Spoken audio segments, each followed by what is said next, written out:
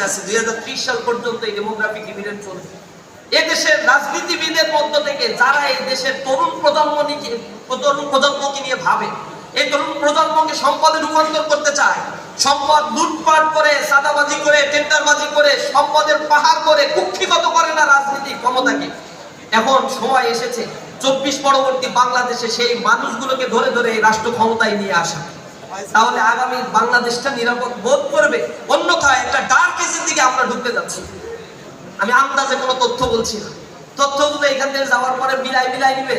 এই demographic dividend সুবিধা হচ্ছে এমন একটা সুবিধা, আমি বারবার বলি, প্রতি বক্তব্যে বলি, প্রত্যেকটা ইয়াং জেনারেশনকে পেলেই বলি, এই সুবিধা পৃথিবীর যে দেশ পেয়েছে সে দেশ পৃথিবীতে অর্থনীতির দিক থেকে লিটল ড্রাগনে পরিণত হয়েছে।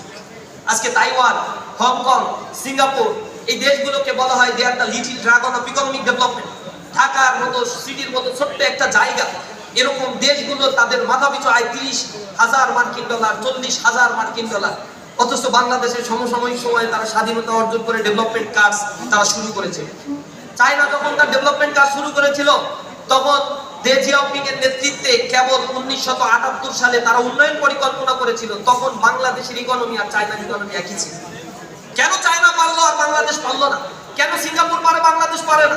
দ্বিতীয় বিশ্বযুদ্ধের পরে জাপান যদি পেরে থাকে তাহলে কেন বাংলাদেশ পারে না? জার্মান জাতি প্রথম বিশ্বযুদ্ধ, দ্বিতীয় বিশ্বযুদ্ধে হারার পরে তার সম্পদ যেভাবে লুণ্ঠন হয়েছে, হারিয়ে গিয়েছে, ক্ষয়ক্ষতি হয়েছে, জনসম্পদ মৃত্যুর মুখে পতিত হয়েছে, সেই জার্মান জাতি যদি আবার ইউরোপের মধ্যে শক্তিশালী একটা নেশনে পরিণত হতে পারে, why not বাংলাদেশ? প্রবলেমটা হচ্ছে ইয়াং জেনারেশনকে ঘুম পাড়ানি মাসি পিসির গল্প শুনিয়ে আমাদেরকে রেখে দেওয়া হয়। আপনারা মাথায় রাখবেন, আমাদের এই জেনারেশনকে ট্রেনিং দিয়ে যেভাবে তৈরি করার দরকার ছিল রাষ্ট্র সেভাবে করে 5% জনগোষ্ঠীকে কারিগরি শিক্ষায় শিক্ষিত করা হয় না। অথচ চায়নায় যান 140 কোটি মানুষের মধ্যে 55% স্টুডেন্টদেরকে কারিগরি শিক্ষা দেওয়া হয়। তারা এমনি উন্নত হয় নাই। জার্মানিতে যান, সেখানে 76.6% শিক্ষার্থী কারিগরি শিক্ষায় শিক্ষিত হয়। আপনি সাউথ কোরিয়ায় যান, 65% শিক্ষার্থী কারিগরি শিক্ষায় শিক্ষিত হয়। ইউরোপের দেশে কম করে হলেও 50%, নিয়ার অ্যাবাউট 50% স্টুডেন্ট কারিগরি শিক্ষায় শিক্ষিত হয়। নিজেরা নিজেদের প্রোডাকশন হাউস তৈরি করে। বাংলাদেশের যে সম্ভাবনাগুলো রয়েছে এগুলো ইউটিলাইজ না করে বিদেশি শক্তির উপরে আমাদেরকে ডিপেন্ডেন্সি আমাদের ধ্বংস করে দিচ্ছে, আমাদের মনস্তাত্ত্বিকভাবে দাসত্বে পরিণত করে ফেলছে। ভারতে আধিপত্যবাদের করাল গ্রাসে নিমজ্জিত ছিলাম, কিছুটা হইলেও মুক্তি পেয়েছি। কতদূর মুক্তি পেয়েছে আমরা জানি না। সামনে কোনো রাজনৈতিক শক্তি এসে আবার সেই আধিপত্যবাদের মধ্যে আমাদেরকে ঢুকিয়ে দেয় কিনা আমরা শঙ্কিত হয়ে আছি। আমরা বলতে চাই, এই বাংলাদেশের জনসম্পদগুলোকে কাজে লাগানোর এখন কিন্তু একটা সুবর্ণ সুযোগ আমরা পাস করছি। এই সুযোগটাকে যদি এখন হেলায় হারিয়ে ফেলি, খবর আছে আমাদের আরো বেশি বেকারত্ব অপেক্ষা করছে।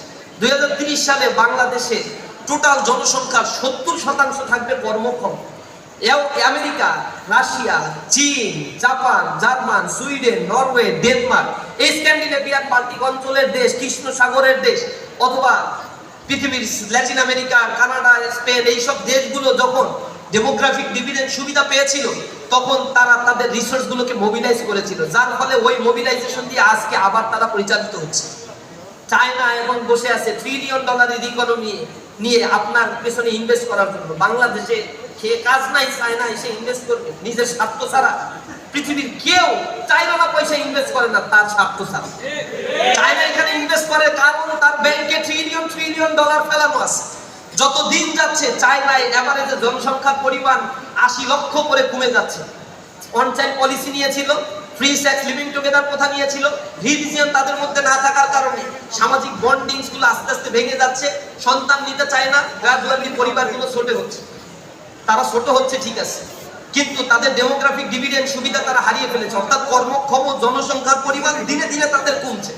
যত কমছে তাদের মেডিকেল অ্যাম্বুলেন্স দিতে হবে, যত কমছে তাদের অন্যান্য সার্ভিসগুলো, মানে ওল্ড এজের সার্ভিসগুলো, এগুলো দিতে রাষ্ট্রের তো অনেক টাকা, বিলিয়ন ডলার খরচ হয়। এত টাকা চায়না কোথায় পায়? যেহেতু তার ডেমোগ্রাফিক ডিভিডেন্ডের সময় ট্রিলিয়ন ডলার ইনভেস্ট করে তারা ইনকাম করে রেখেছিল ব্যাংকে, ওই ব্যাংকের টাকাগুলো নিয়ে তারা ইনভেস্ট করছে মালয়েশিয়া, ইন্দোনেশিয়া, শ্রীলঙ্কা, নেপাল, ভুটান, মালদ্বীপ, বাংলাদেশ, খোদ আমেরিকায় $230 ট্রিলিয়ন উপরে ইনভেস্ট করা। আফ্রিকা মহাদেশে ট্রিলিয়ন ডলার ইনভেস্ট করে রাখছে তারা। তারা এটা ইনভেস্ট করে 100 বছরের জন্য। এই $1 ট্রিলিয়ন ইনভেস্ট করার মধ্য দিয়ে প্রতি বছর যে সুদটা পায়, ওই সুদ দিয়ে তার জনগণকে সে ঠিকঠাক মতো খাইয়ে পরিয়ে রাখতে পারে। তার মুনাফা মোটেও এদিক থেকে মানে একেবারে মূলধনটা মোটেও খরচ হচ্ছে না। এই মূলধন যখন তার খরচ হচ্ছে না, 100 বছরের জন্য ইনভেস্ট করে, 100 বছর পরে ওই মূলধন